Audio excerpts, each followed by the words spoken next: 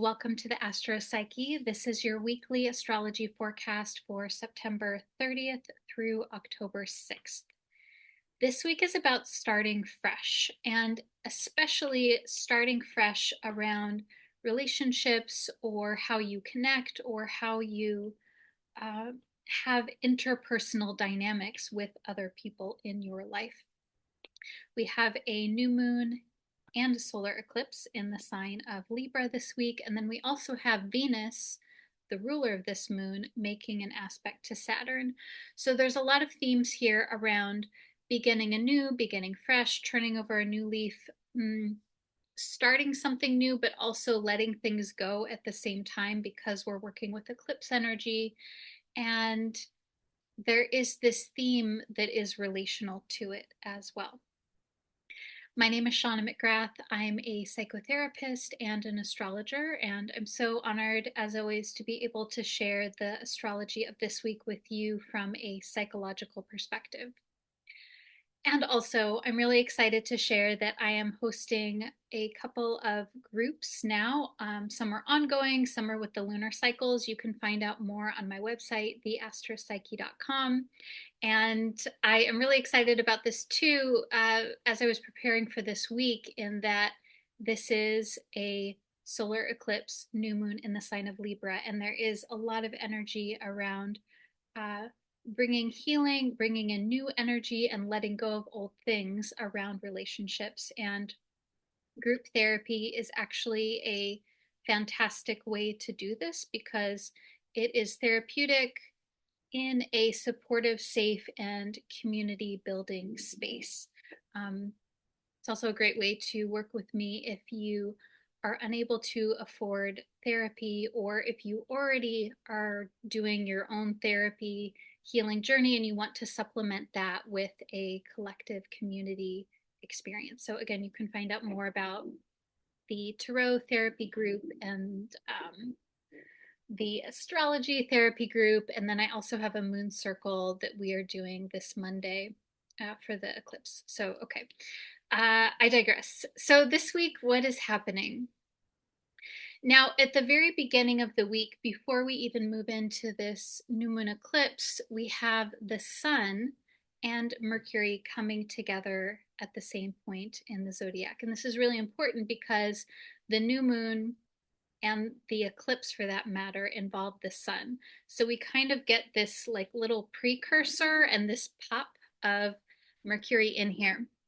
So the sun and Mercury are what's called conjunct. That's where they're at the same point in the zodiac from our perspective here on Earth. And the sun is a symbol of conscious awareness, the ego, that part of ourselves that we identify with. Yes, that's me. I am that. So, like the conscious identity.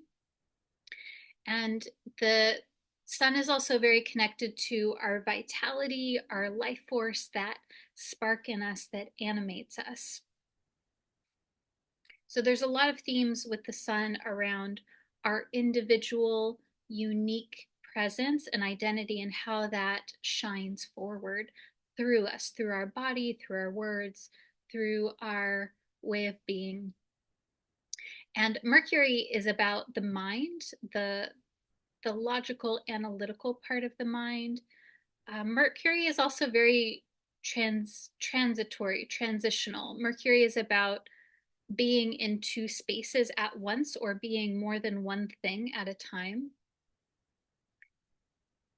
Mercury sort of, it's very interesting. Mercury sort of challenges what it is that we think is actually true. Mercury is always like, oh yeah, but also this, and also this, and also that.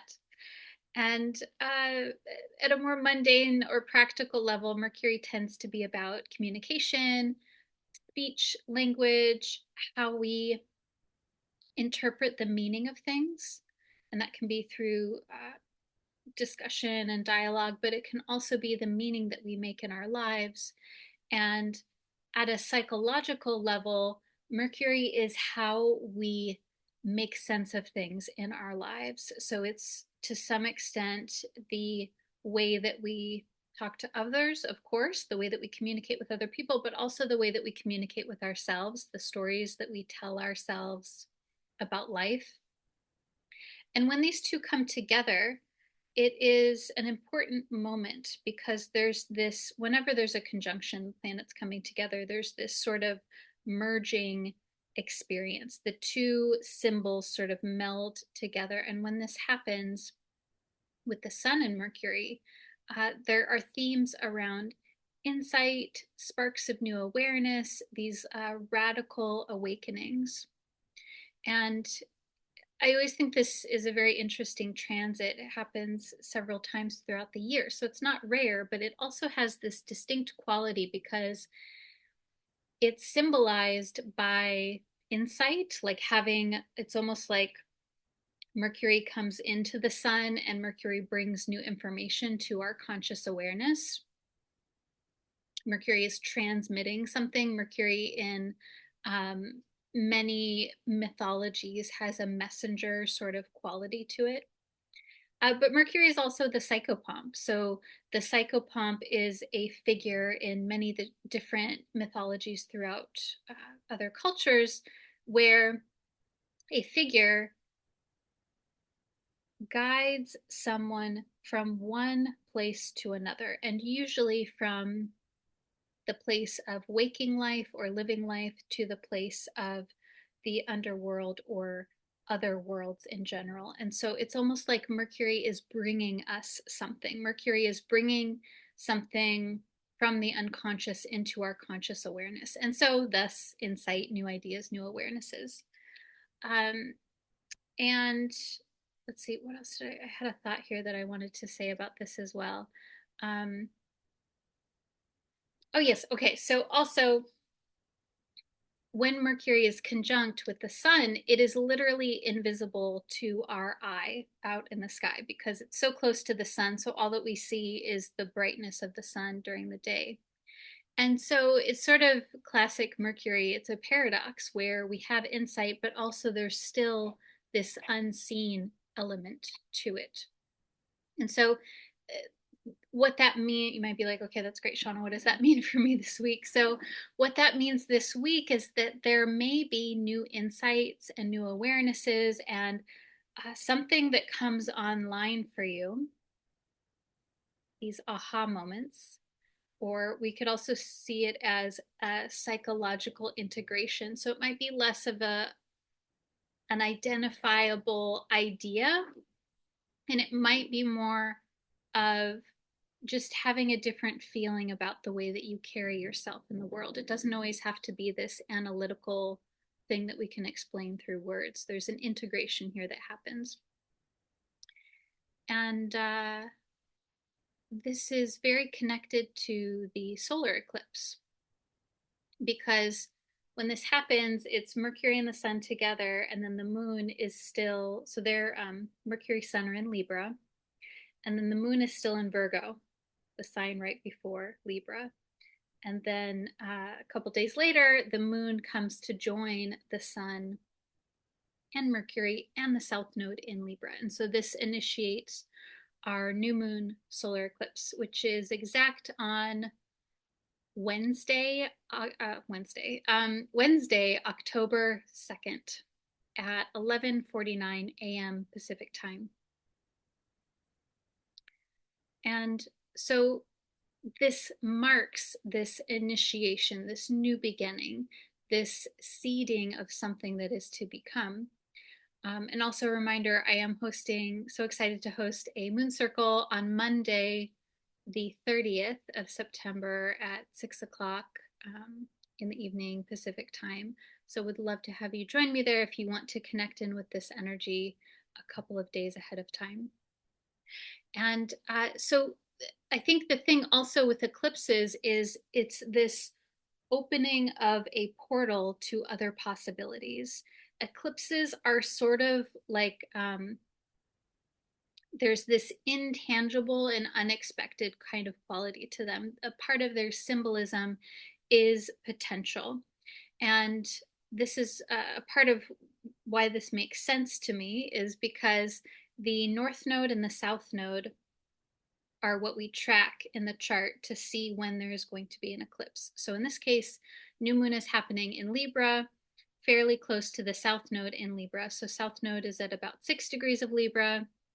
Sun and the moon are at about 10 degrees Libra, and then Mercury is really close here as well, at 11 degrees of Libra.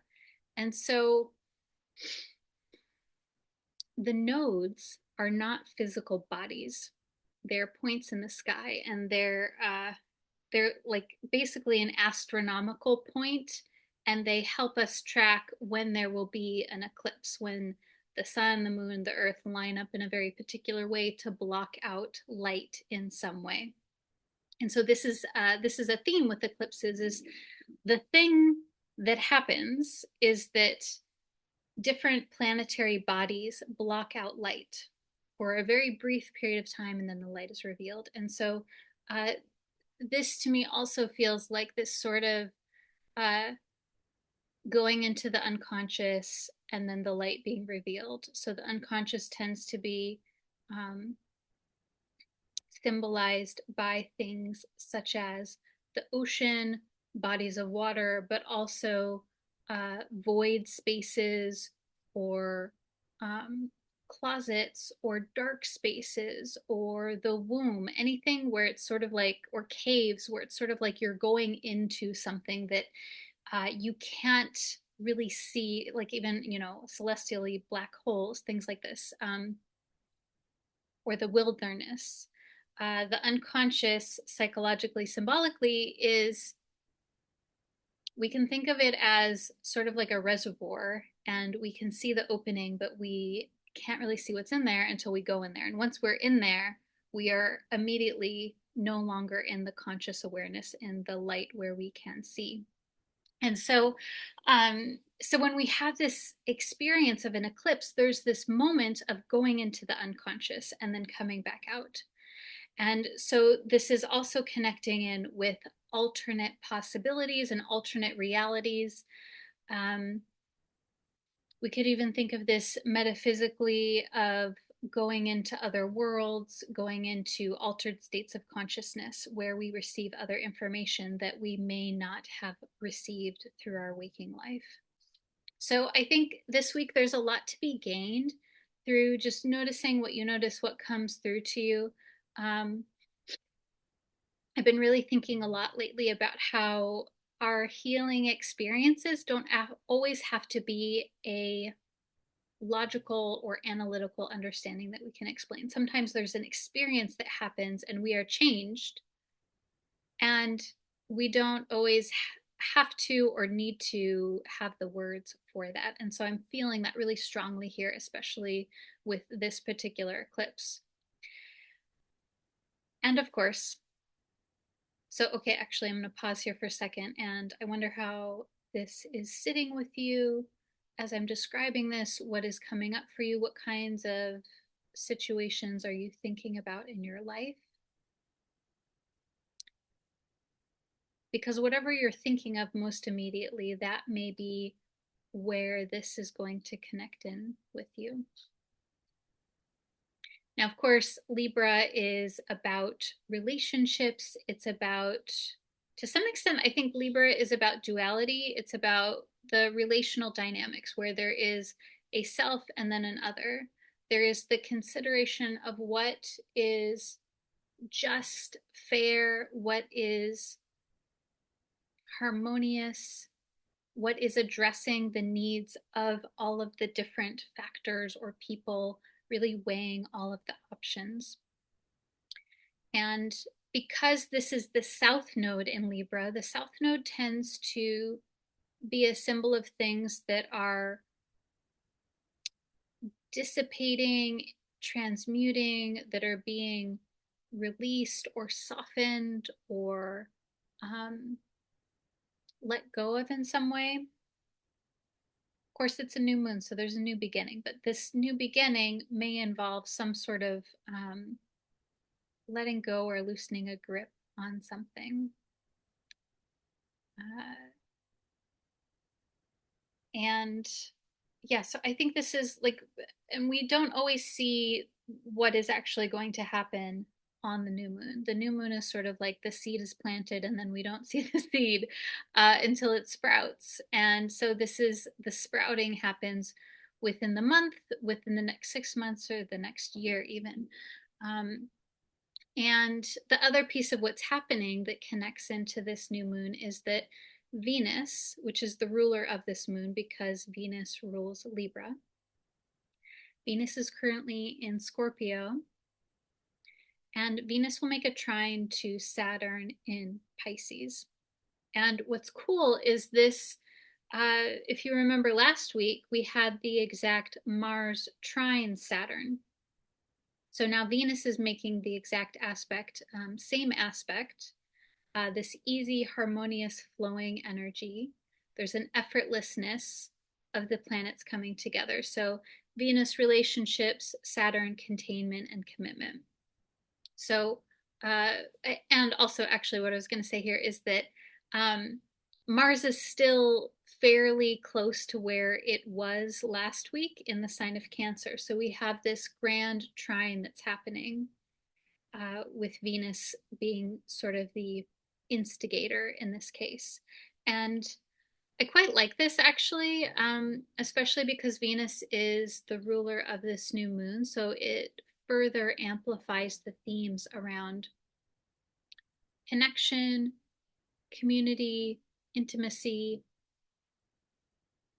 revealing ways that it may be easier for us to connect with other people in a way that is sustainable, consistent, in a way that's securely attached, where we feel a sense of comfort. I mean, yes, Venus in Scorpio in traditional astrology is Venus in its detriment in a challenging place.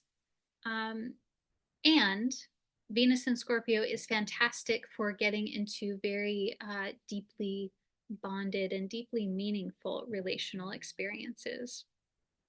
So I think Venus in Scorpio brings a depth of experience. And then with it being connected in to Mars and Saturn, there's the passion and the working out, like how to assert or insert oneself with Mars. And then with Saturn, it brings in the element of taking things slow, taking things in a way where it's like, okay, what is it that I actually want out of this? Saturn really asks us to prioritize our energy. And so I think this may look like prioritizing how it is that you want to connect and having I think Venus Saturn is also especially Venus in Scorpio, Saturn in Pisces is about cultivating high quality relationships where you can via the simple but not so easy things like being yourself, connecting with how it is that you are in a way that feels authentic or true to you, unmasking where and when you can with people who are safe, and and finding connections that feel meaningful. Okay, so those are some thoughts, Scorpio, on the Scorpio on the astrology of this week. So I'm gonna pull some cards for you. And this is a time where you can just get into your comfortable, easeful space as much as you can here. Bringing awareness into your sensory experience via your breath, sounds around you, the textures that you can perceive on your skin.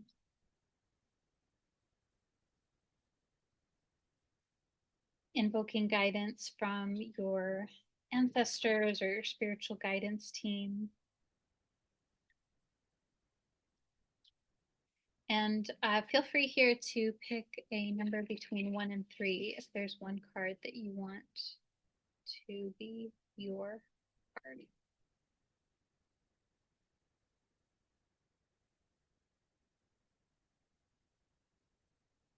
Okay, today I'm using the Wild Unknown deck.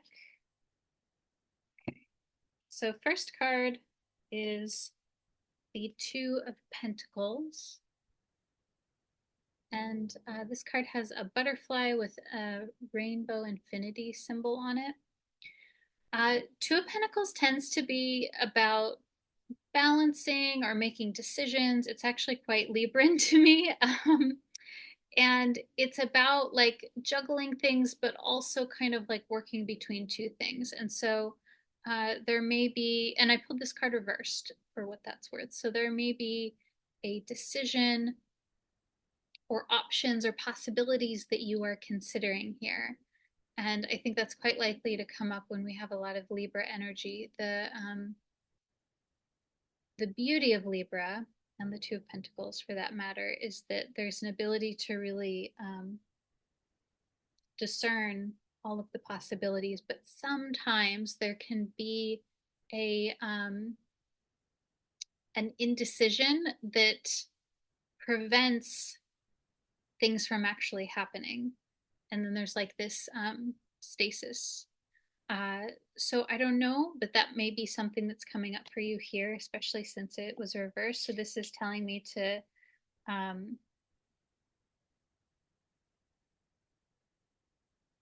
maybe slow down and consider uh, what it is that you want to get out of the scenario. And then we'll see what the other cards say. So the second card is the Daughter of Cups. This is also the Page of Cups. And this card has a little baby swan on it. So this always reminds me of the ugly duckling story. Uh, the page of Cups is this like super creative and eclectic kind of energy. And so this is like whenever I see this card, it's about really embracing your weirdness, what it is that you are excited about, the things that bring you glee and joy. That is super important. I did pull this reversed as well. So there's something here around like considering, maybe it's like you're thinking about how to be. What does that look like? And then turn these up right. And then there is encouragement here to be who you actually are, which is the ugly duckling story. It's like there is nothing wrong with you. You are exactly the way that you need to be. And how can you find environments that celebrate you? Now, last card is the Three of Swords. And this card is about grief, sorrow, processing these more challenging emotions. I know that there can be a lot of fear that comes up around this card, but I tend to see it as sort of, in some ways, a positive sign that these challenging feelings are being processed. And so there is something here around deciding, making a decision, and choosing to be who you are. And then that might bring up some feelings. And how can you find the spaces where you can be safe to process these feelings and to release and surrender and untangle the sorrows, and I think really let go of the things that that have been binding you or tangling you. All right, that is your astrology for this week. I hope that you enjoyed this. It's always such a pleasure to share these messages with you. Always love hearing how you're doing. Thank you so much for sharing.